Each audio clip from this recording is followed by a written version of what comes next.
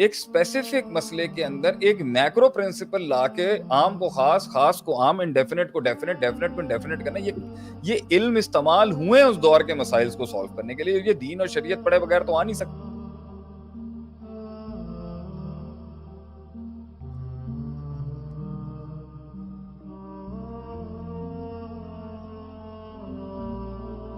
always relatively. اسی کے related آپ ایک اور بات بھی ہمیں ہمیشہ سے کرتے ہیں کہ دیکھو ساری جنگیں ایک وقت میں نہیں لی جاتی، یعنی ہر دشمن کو ایک وقت میں انگیج نہیں کیا جاتا. یہ بلکہ آرٹ آف وار کے اندر ہی آپ پڑھاتے بھی ہیں. تو میں چاہوں گا اس صورتحال کے اندر اس پر بھی تھوڑی روشنی ڈالیں کہ what battle to choose right now. یہ سب کے لیے بڑا امپورٹنٹ ہے کہ اگر ایک انڈیویجول بھی ہے، اب دیکھیں نا انڈیویجول کے مسائل کیا ہیں، ایک انفرادی شخص کے فرد کے مسائل کیا ہیں.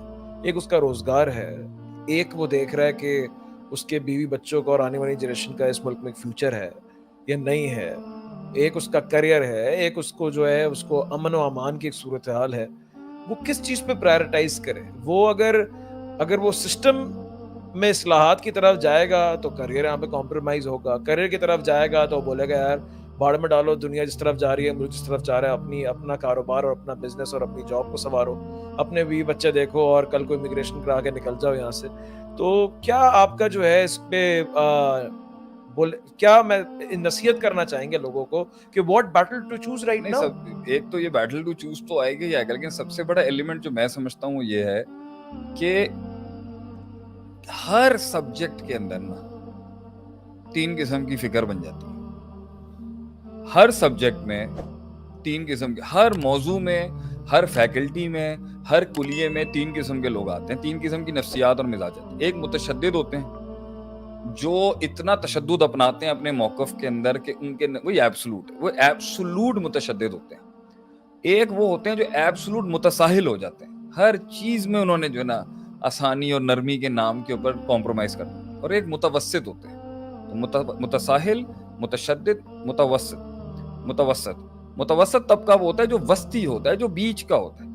یہ بڑے مسائل ہیں زندگی کے اندر بھائی کہ بیوی اور ماں کے جھگڑے میں کیسے فیصلہ کریں، بڑا مسئلہ ہے. بعض لوگ کہتے ہیں ڈگری نہیں ہونی چاہیے، بعض کہتے ہیں ڈگری ہی ہونی چاہیے، اس کے بغیر قابلیت ہی نہیں ہے بات کرنے کی. افراط تفریط. بعض لوگ کہتے ہیں ان میں ڈیسائیڈ کرو. میں مطلب علم بھی ضروری ہے، تجربہ بھی ضروری ہے. تجربہ بغیر علم کے پیش کیا جائے گا تو بہت ہی عجیب بد تہذیب لگے گا وہ. اور علم بغیر تجربے کے پیش کیا جائے گا تو وہ بہت ان پروفیشنل لگے گا. وہاں پہ پتہ چل رہا ہوگا کہ کاغذی باتیں، اس کا حقیقت سے کوئی لینا دینا نہیں. یہ افراط تفریط کھڑی ہوتی ہے. جو لوگ کیپٹلزم کا رد کرنے جاتے ہیں وہ کمیونسٹ بن جاتے ہیں. جو کمیونزم کا رد کرنے آتے ہیں وہ کیپٹلزم بن جاتے ہیں. کیپٹلزم بھی ایکسٹریم، کمیونزم بھی ایکسٹریم، سوشلزم بھی ایکسٹریم، اسلام پھر بیچ کی راہ نکالتا ہے. نہ ٹوٹلی گلا گھونٹ دیتا ہے عوام کا، نہ ٹوٹل جو ہے اس کو اتنا کیپیسیٹیٹ کر دیتا ہے کہ وہ جو چاہے اپنی مرضی سے کر لے. یہ زندگی کا سارا فلسفہ ابن قیم کی کتاب ہے رحمہ اللہ علیہ کی مدارج السالکین، اس میں بڑا لکھا ہے انہوں نے. ایک بندہ تقدیر کے اوپر گیا، اس نے اللہ کی تقدیر ہی کا رد کر دیا. دوسرے نے کہہ دیا انسان خود اپنی تقدیر لکھ لیتا ہے. پھر افراط تفریط. ہر موضوع، ہر فیکلٹی میں آپ کو یہ افراط تفریط ہی مل رہی ہوتی ہے، جس کی وجہ سے سسٹمز برباد ہوتے ہیں، سسٹم تباہ. علم ہے ہی اس چیز کا نام کہ بھائی ایک پارٹی کہتی ہے بھائی ریسورسز مت دیکھو اور قدم لگا کود جاؤ. ایک پارٹی کہتی ہے پوری میتھمیٹکس کرو پھر ریسورسز دیکھو پھر لگاؤ. یہ افراط تفریط. ہر جگہ نیوٹرالٹی ہی بچاتی ہے. ہر جگہ یہی چیز بچا رہی ہوتی ہے کہ بھائی بیچ میں رہ کے دونوں موقف کو سبجیکٹیولی دیکھا جاتا ہے. ایبسولوٹ نیچر کو سامنے رکھ کے اس کی سبجیکٹیوٹی میں دیکھا جاتا ہے کہ یہاں ایبسولوٹ ہوگا اور یہاں تھوڑا ہلکا رکھا جائے گا. علم ہے وہ چیز جو بتائے گی آپ کو کہ جنگ کون سی لینی ہے، کس دشمن سے پہلے لڑنا ہے، کس سے بعد میں لڑنا ہے، کتنا نقصان دیکھنا ہے، کتنا. اب ایک پارٹی ہے وہ کہہ رہی ہے کمپٹنسی ہونی چاہیے. ابھی پچھلے دنوں میں نے ایک پوسٹ کیا تھا جی کہ اگر قابلیت ہے، ایمانداری نہیں ہے تو فساد ہے. کرپشن لکھا میں نے آگے، اور کرپشن سے مراد میرا فساد ہے. کرپشن سب سے بڑا فساد ہے. اور میں نے لکھا اگر ایمانداری ہے مگر قابلیت نہیں ہے وہ بھی بربادی ہوگی. اس پہ بہت سے لوگوں کے سوالات ہو گیا. دوسری والی لائن ہی غلط ہے. بھائی کیسے آپ ایک قابلیت کو سامنے رکھ کے ایمان کی بیسس میں کہہ رہا ہوں نا یہاں بھی ایکسٹریم. ایک پارٹی کہتی ہے امت میں انقلاب آئے گا ما فوق الفطرت, صرف توکل کے اوپر, اور گراؤنڈ پہ کوئی کام کرنے کی ضرورت نہیں ہے. اور ایک پارٹی کہتی ہے گراؤنڈ پہ اتنی میتھمیٹکس کرنی ہے, اتنی میتھمیٹکس کرنی ہے کہ جب تک برابری نہیں ہو جائے گی تب تک مقابلے بازی نہیں کریں گے, نہ جنگ کریں گے, نہ کسی فیلڈ میں قدم رکھیں گے جب تک کہ وسائل پورے نہیں ہو جائیں گے. اس لیے وہ کہتے ہیں توکل بھاڑ میں جائے. نعوذ باللہ. ایکسٹریمز. ہر ایک پارٹی کہتی ہے سائنس کی کوئی اوقات ہی نہیں ہے, ایک پارٹی کہتی ہے بھائی طب میں ہی بیٹھے رہو, وہ طب میں ہے, ایلوپیتھی کے. تو یہ ہر جگہ کل حزب بما لدیہم فرحون. ان سب سے نکلنے کے لیے آپ صلی اللہ علیہ وسلم نے کیا حل دیا تھا؟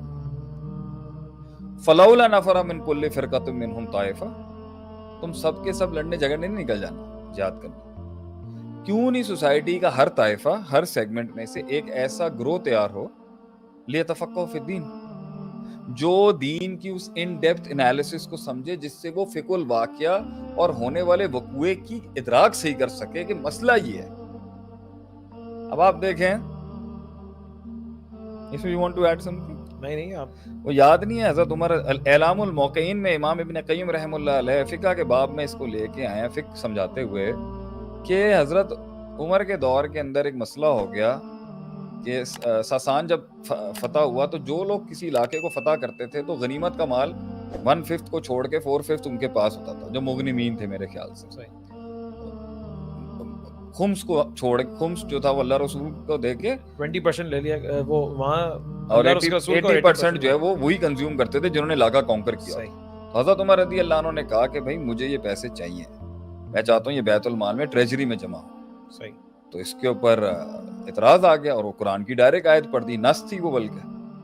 تو بھائی حضرت یہ کیس چلا گیا علماء کے پاس وہاں پر, تو 9 رکنی بینچ بٹھایا گیا جس میں 5 اوس کے تھے یا 4 خزرج کے تھے یا 5 خزرج کے تھے یا 4 اوس کے تھے. اور حضرت عمر نے اپنا کیس پٹ اپ کیا کہ بھائی میری جو بارڈر پوسٹ ہیں اس کے اوپر مجھے خطرہ بہت زیادہ ہے, مجھے پیسے بہت زیادہ چاہیے, اور یہ قرآن کا ڈائریکٹ آرڈر آیا ہوا ہے کہ جو بھی کسی علاقے کو فتح کرتا ہے وہاں غنیمت کا مال جو ہے وہ پہلے وہیں ان کا حق ہے 1/5 ٹریجری میں چلا جائے گا اللہ رسول کے نام. تو میں تو چاہتا ہوں کہ مجھے سارا ملے کیونکہ میری پوسٹوں پہ, بارڈر پوسٹ پہ بہت خطرہ ہے. تو ادھر انہوں نے کہا نا کہ آپ اس جزوی مسئلے کو کسی کلی قاعدہ بھی آپ کے پاس ہے تو پیش کریں کوئی, کہ یہاں تو قرآن کی ڈائریکٹ آیت ہے. ایک اسپیسیفک مسئلے کے اندر ایک میکرو پرنسپل لا کے عام کو خاص, خاص کو عام, انڈیفینٹ کو ڈیفینٹ, ڈیفینٹ کو انڈیفینٹ کرنا, یہ علم استعمال ہوئے ہیں اس دور کے مسائل کو سالو کرنے کے لیے. یہ دین اور شریعت پڑھے بغیر تو آ نہیں سکتے. یہاں تو ہر بندہ ہی جو ہے وہ اپنے آپ کو علامہ بنائے بیٹھا ہوا ہے کہ جی اس کے پاس علم کے سارے فرقان ہیں, ساری ڈائمینشنز ہیں, ساری ڈائنامکس ہیں. اور بات ڈائنامکس کی, بات ہے اللہ کی مراد کی. اللہ کی مراد تک پہنچنا اتنا سمپل نہیں ہے.